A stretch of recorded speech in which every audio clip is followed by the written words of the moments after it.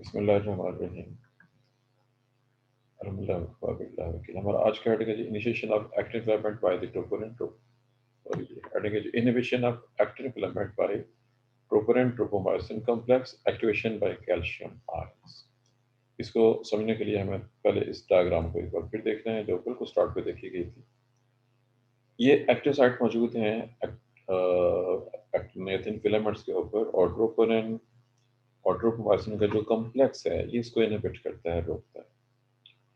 तब तक रोके रखता है जब तक नर्व इम्पल्स नहीं आती। जब नर्व इम्पल्स आती है तो उसका रिजल्ट आप ऑलरेडी पढ़ चुके हैं, कैल्शियम आयन निकलते हैं।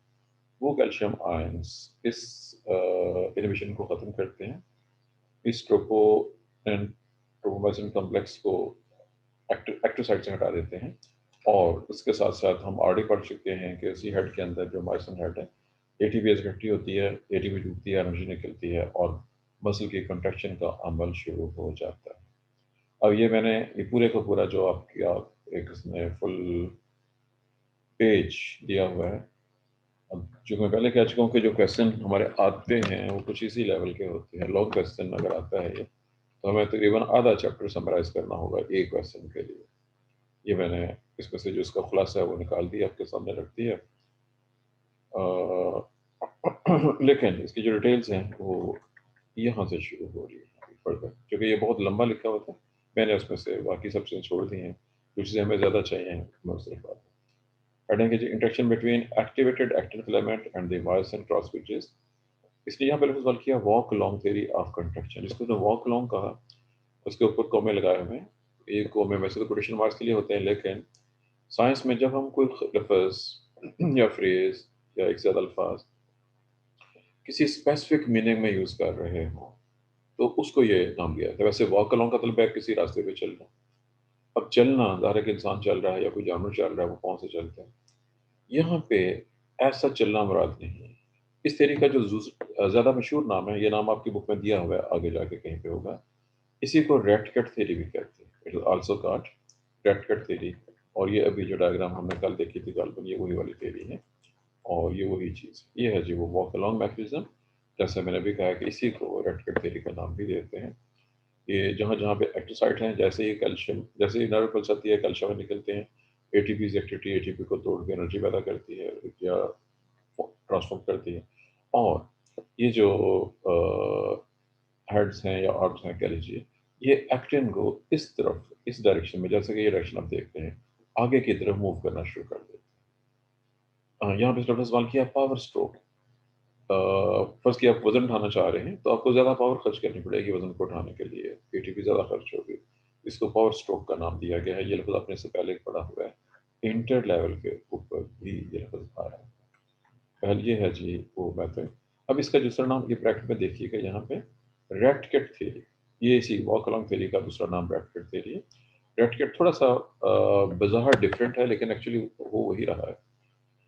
आई एम श्योर कि आप ने आपके घर में अगर बच्चे मौजूद हैं, बच्चे खेलते हैं खिलौनों से, बहुत से खिलौने ऐसे होते हैं, मसलन एक खिलौना जी आप उसको चाबी दें तो वो चाबी के बाद चलना शुरू हो जाता है।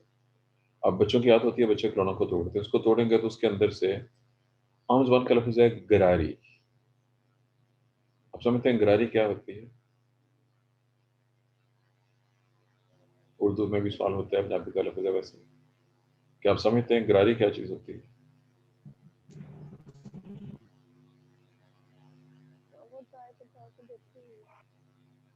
जी, आप सर वो लोग जो गोल होती है और दंदाने बने होते हैं, एक जी। ऊपर एक नीचे।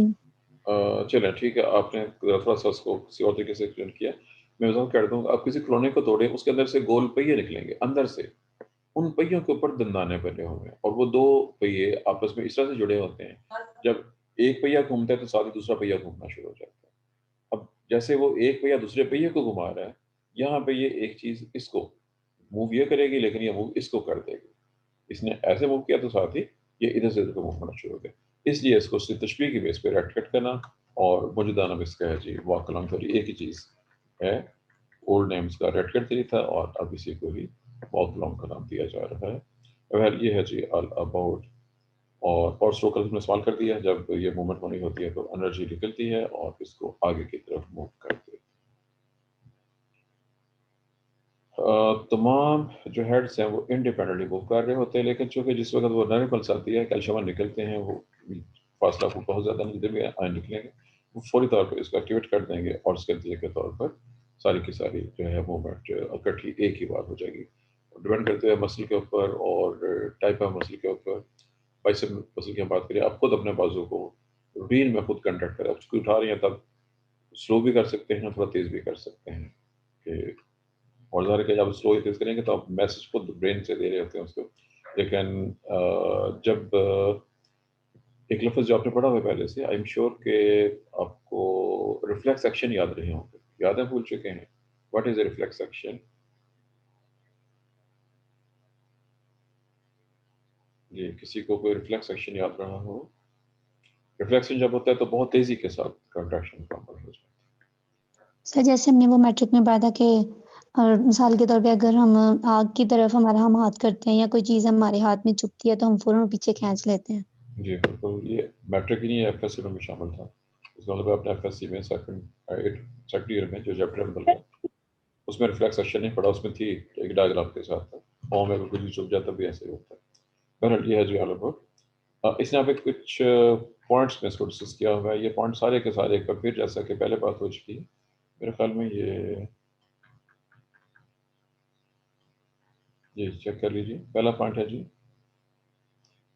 अ, जी ये एटीपी का टूटना, ये डिस्कस हो गया, पहले मैं डिस्कस कर चुका हूँ। सेकंड पॉइंट में आ जाइए।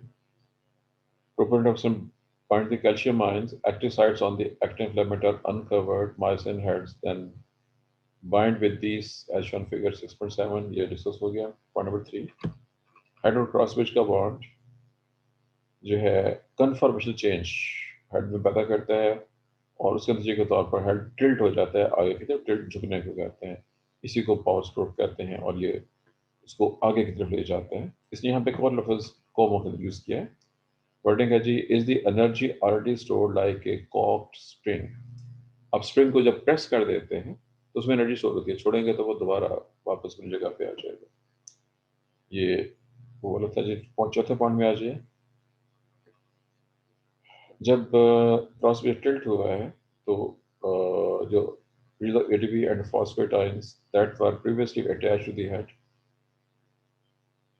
और नेक्स्ट एटीपी का मॉलिक्यूल वहां पे आकर बाइंड हो जाएगा और वर्जीद ये प्रोसेस आगे चलता रहेगा। पांचवा पॉइंट, जब हेड डिटैच हो जाते हैं ये एक बार फिर एटीपी मॉलिक्यूल वो होता जाएगा और ये मूवमेंट आगे तरफ पावर स्ट्रोक साइकिल कंप्लीट होगा।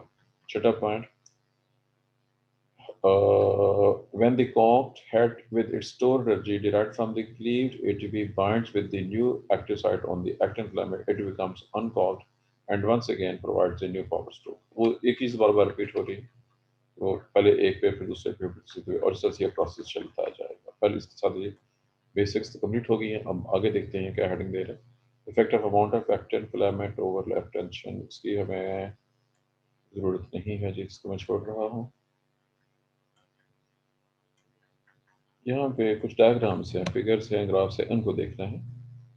लेंथ टेंशन डायग्राम जो ऊपर टॉपिक था उसको सिर्फ डायग्राम की शक्ल दी है। लेंथ ऑफ सर्कुलर माइक्रोमीटर्स में जी लुक आती है। इफ़ यू रिमेंबर, आपने स्लाइडिंग फिलामेंट मॉडल में हक्सलीज का नाम पढ़ा था। यहाँ भी उनमें से एक बंदे का नाम बहल मौजूद है और ये टाइम के साथ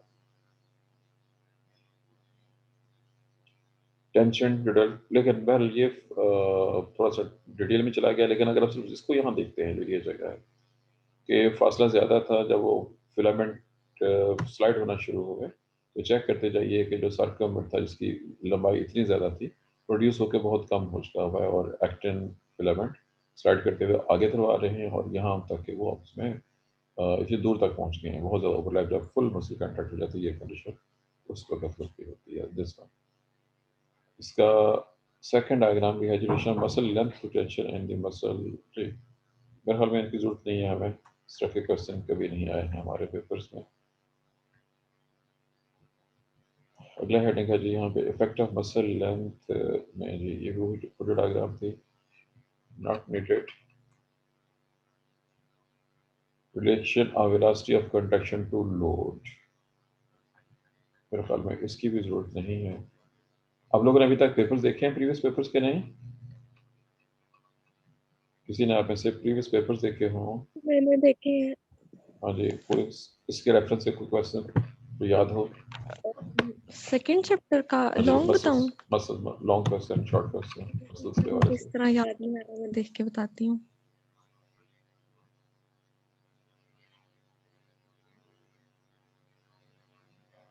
एक क्वेश्चन है, molecular basis of muscle contraction, ठीक है, और structure and working of skeletal muscle, जी ये दोनों structure and function of striated muscles. जी वो एक ही चीज़ है जिसको इसने दो तरह से लॉन्ग क्वेश्चन दे दिया है। जो हम ऑलरेडी पढ़ चुके हैं वही वाला है, और जो ये वाली चीज़ें हैं इस तरह का कोई शॉर्ट क्वेश्चन है कोई इसी रेफरेंस से? जो लॉन्ग क्वेश्चन है वो इससे सोच के, अब मिसाल के तौर पर ये शॉर्ट क्वेश्चन बन सकता है, और इसमें एक MCQ वाला फिक्रा भी है ये वाला। जस्ट 0.1 सेकंड में एक मसल जो है, अगर लोड उस पर हो, वजन मौजूद हो, काम करना हो, तो जस्ट 0.1 सेकंड में मसल कंट्रैक्ट हो सकता है। लेकिन वेल चेक करके बताइए जी कि कोई है क्वेश्चन ऐसे कि नहीं है? नहीं, इतनी डीप डिटेल्स में कोई शॉर्ट नहीं है। शॉर्ट मतलब छोटे मोटे हैं जो कॉमन होते हैं। चलिए ये इसका मतलब ये भी पूरा हो गया है। आगे एक और डायग्राम देखते हैं, लोड अपोजिंग। ये भी नहीं कोई क्वेश्चन आया होगा। ये एक इक्वेशन है, सिर्फ ये देख लीजिए, W is equal to L into D. W work done होगा, वर्क आउटपुट है, L लोड है, और डी डिस्टेंस। आपने कहीं ना कहीं पे फिक्स जो पड़ी हुई है, किसी को याद रही हो वर्क का फॉर्मूला, किसी को याद है? वर्क फोर्स इंटू डिस्टेंस ऐसे था कि नहीं था? वर्क इज इक्वल टू जी फोर्स इंटू ऐसे ही था, डिस्टेंस। फोर्स ये इनटू बिल्कुल, डिस्टेंस। हाँ ये बिल्कुल उसी की मॉडिफिकेशन है। यहाँ पे फोर्स की जगह पे लोड आ गया है, और ज़ाहिर के उस लोड को मूव करने की जो एनर्जी चाहिए वो बॉडी पर कर रही है, और जो वर्क डन होगा ज़ाहिर के वो इसके बराबर हो जाए। बहरहाल ये एक इक्वेशन थी जो आपको आनी चाहिए, फर्स्ट को वाइवे पूछ लेते हैं। Source of energy for muscle contraction, ये जनरल टॉपिक है, ये लॉन्ग क्वेश्चन तो नहीं आएगा, लेकिन आपको इसकी बेसिक्स आनी चाहिए। अब इस बात से पहले से वाकिफ हैं कि हमारी बॉडी में मसल जब रूटीन में काम करते हैं तो एनर्जी रेस्पिरेशन से आती है, और आर्म रेस्पिरेशन एरोबिक रेस्पिरेशन है।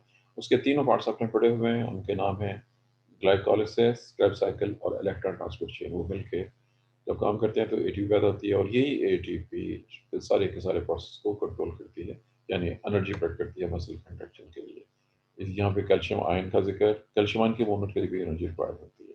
सोडियम पोटेशियम आयन की मूवमेंट जो कि नर्व्स के लिए, उसके लिए भी ATP रिक्वायर्ड होती है।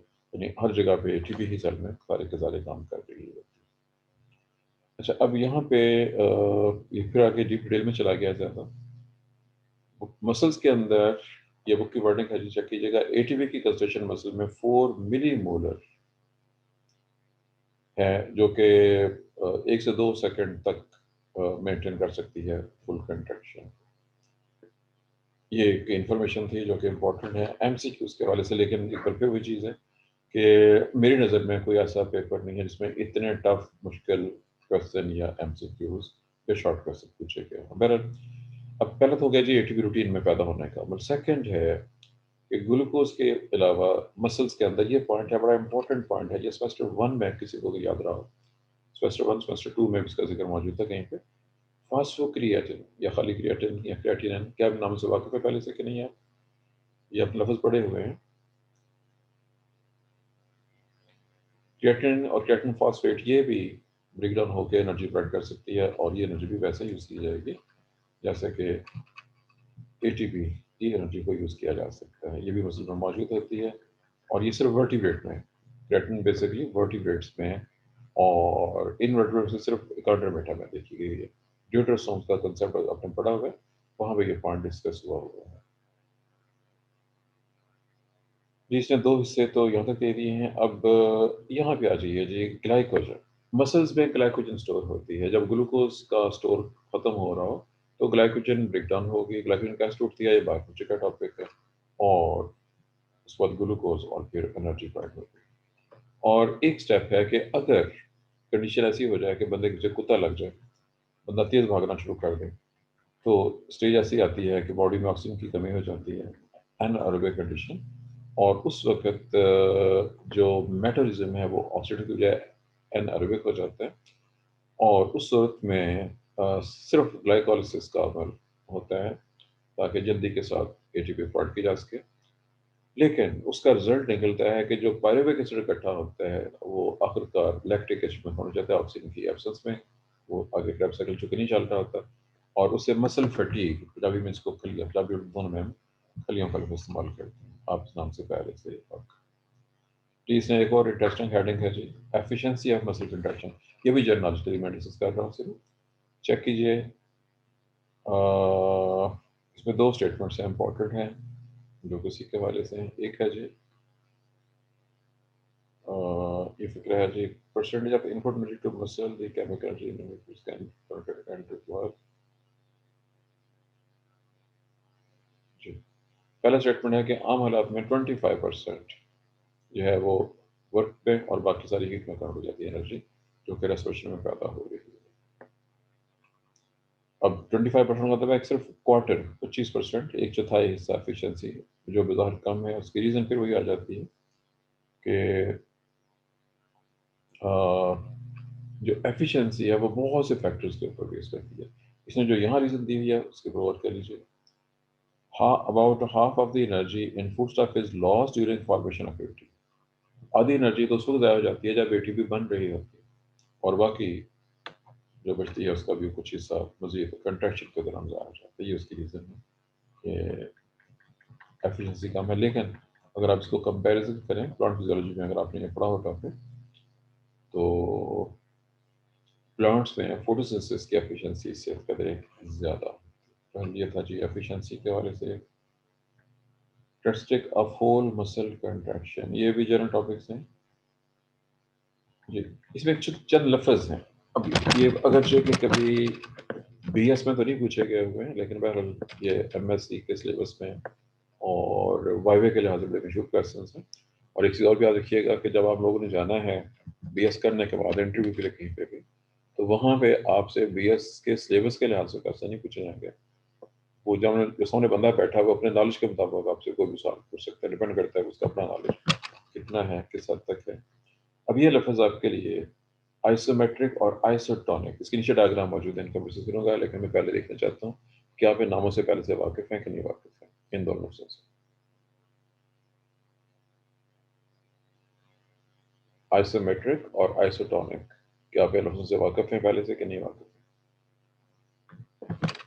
चलें, एक बार फिर एक छोटा सा पॉइंट है, हम याद रखिएगा कि बाज़ औक़ात कुछ चीज़ें हैं जो एक साइंस में बड़ी खासियत की हामिल हैं, किसी और जगह पर जाके उसमें कुछ गड़बड़ हो जाती है। आप इस बात से वाकिफ हैं कि अगर आप एक कोई बर्तन पानी की बाल्टी भर लें, इसको एक हाथ में बाल्टी पकड़ लें और सीढ़ियाँ चढ़नी है आपने। जब आप बाल्टी भरी पानी से लेके ऊपर जाएँगे या कोई भी वज़नी चीज़ उठा के लेके जाएँगे, तो आप महसूस करेंगे कि बहुत ज़्यादा एनर्जी खर्च हुई है। ऐसा ही है कि नहीं? जी, जी कुछ सर। जी, ठीक है जी। एक जवाब आया सिर्फ़ पूरी क्लास से। चलें, लेकिन शुक्रिया कि जवाब आया है। इसका ऑपोज़िट, मैंने बाल्टी का ज़िक्र किया, कोई और चीज़ भी हो सकती है।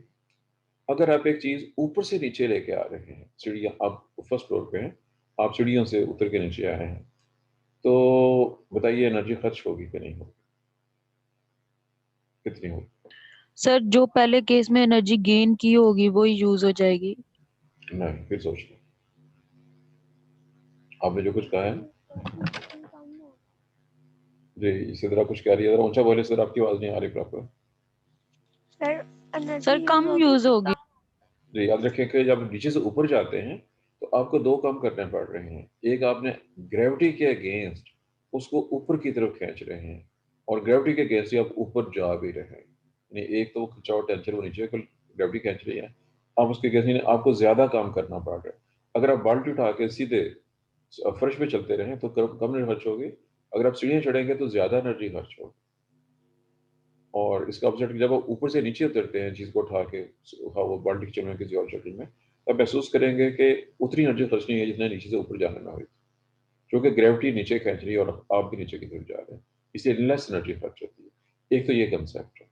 अब दूसरा कंसेप्ट, अभी जब डायग्राम आपके सामने आ जाएगी तो फिर वो क्लियर हो सकेगा।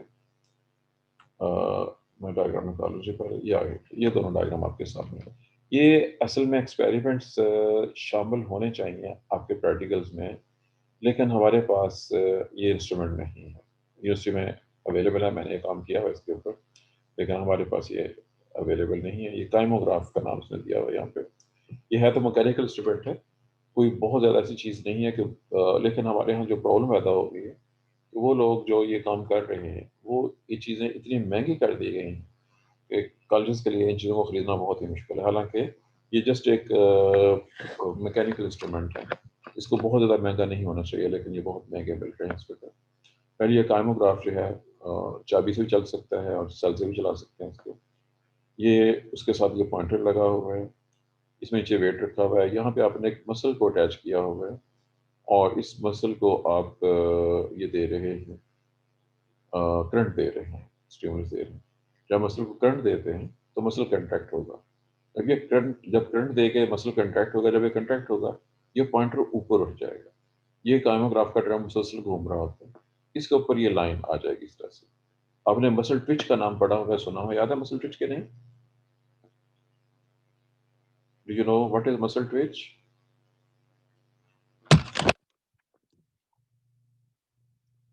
पूरी क्लास लगता है फिर सो गई है। Muscle Twitch, Twitch, what is Twitch?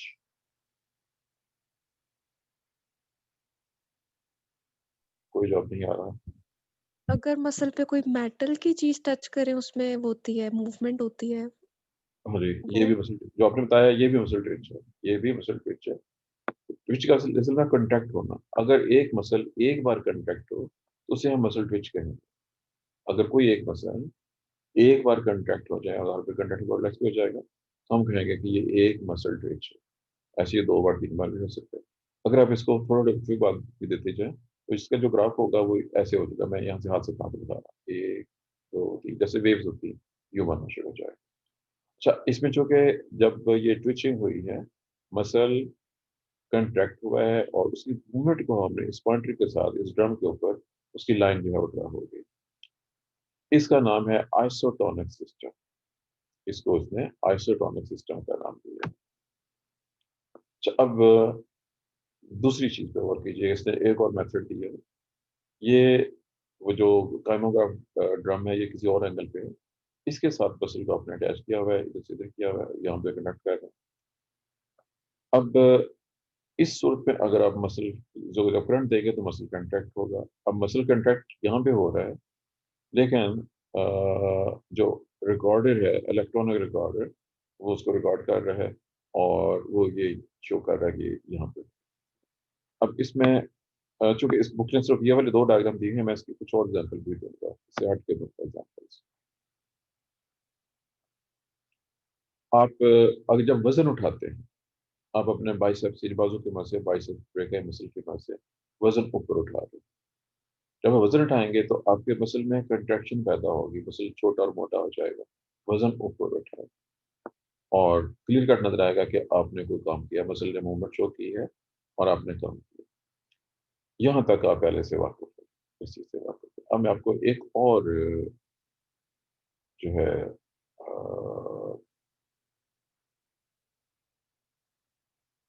Example दे रहा हूँ, इससे हट के है। आप बिल्कुल सीधे लेट जाए बेड पे, फर्श पे, जहाँ भी आप लेटे हैं। आपने लेटे लेटे अपने किसी एक मसल को, फर्ज कीजिए आप अपने लेग के मसल को, आप पूरी बॉडी को भी कर सकते हैं, लेटे हुए बगैर उसके ऊपर कोई वो अप्लाई किए लोड, यानी आपने वजन नहीं उठाना है, सिर्फ अपने मसल को कंट्रैक्ट करना है, मूवमेंट नहीं करनी। दोबारा गौर कीजिए मैंने क्या कहा है। अब बिल्कुल सीधे लेटे हुए हैं फर्श के ऊपर या बेड के ऊपर, कोशिश करेंगे तकिया भी ना हो सकती, स्ट्रेट लेटे हैं आप और दोनों टांगें सीधी हैं, बाजू आप किसी जगह पर रख सकते हैं, स्ट्रेट भी साइड पे।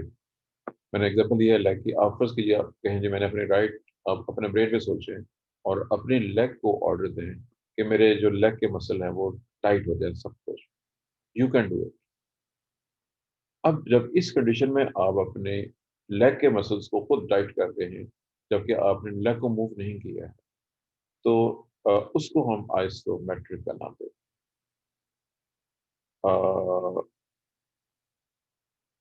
मैं इसकी एग्जाम्पल एक और देने लगा हूँ।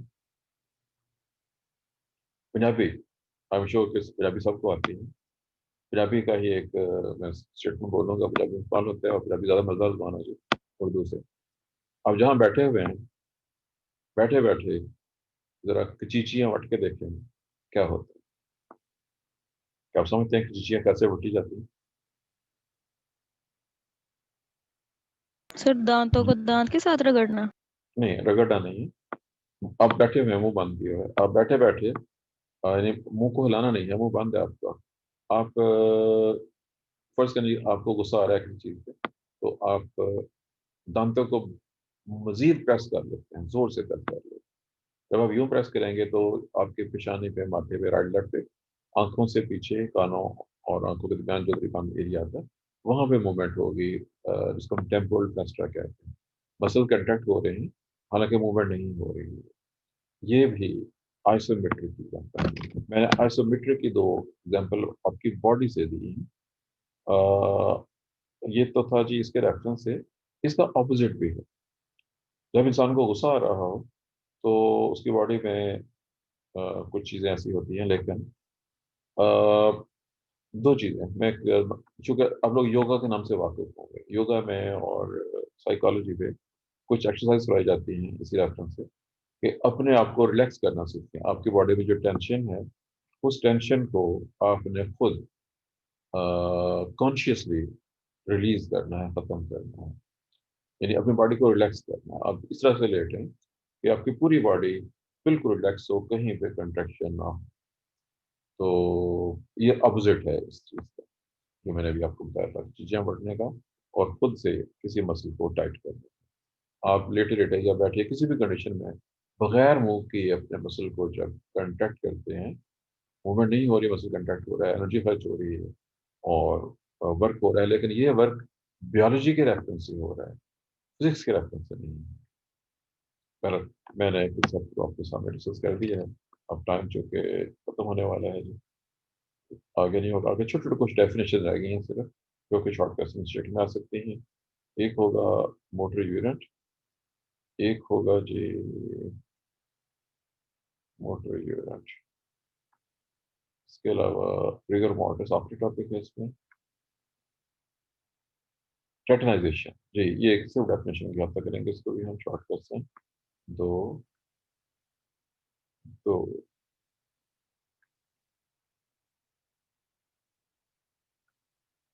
ये कम से कम दो, टोन तीन, फटीक चार, फटीक और रिसर्सल की होगी थी, लीवर सिस्टम पाँच,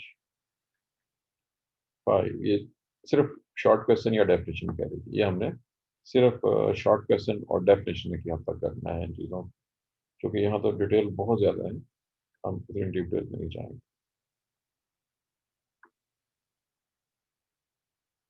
हाइपरट्रॉफी एट्रॉफी ये भी जस्ट डेफिनेशन की हद तक, और रिगर मोटर्स। ये हैं जी इस चैप्टर के सिर्फ छोटे छोटे शॉर्ट क्वेश्चन जो बाकी रह गए हैं, ये इंशाल्लाह कल डिस्कस किए जाएंगे। या उनका कोई क्वेश्चन है तो आप क्वेश्चन डिस्कस कर सकते हैं।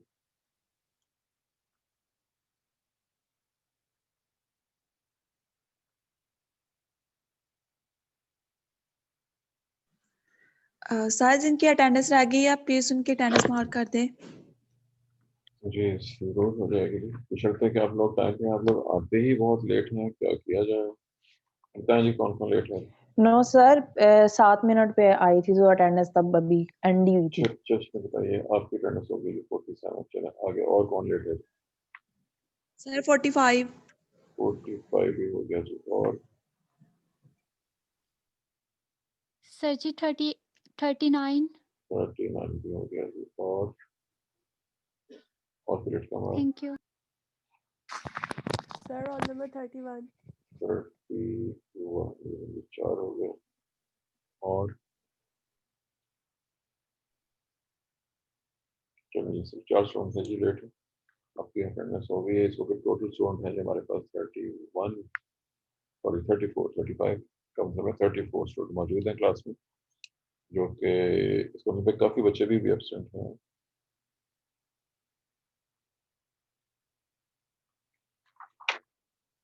जी ये मुझे आपको इन्फॉर्म करना था, याद आ गया मुझे। यूनिवर्सिटी के शेड्यूल के मुताबिक 18 जनवरी से आपका मिड टर्म शुरू हो जाना है, और आपको आपने शायद मैसेज देख लिया होगा, मैसेज सेंड कर दिया गया होगा।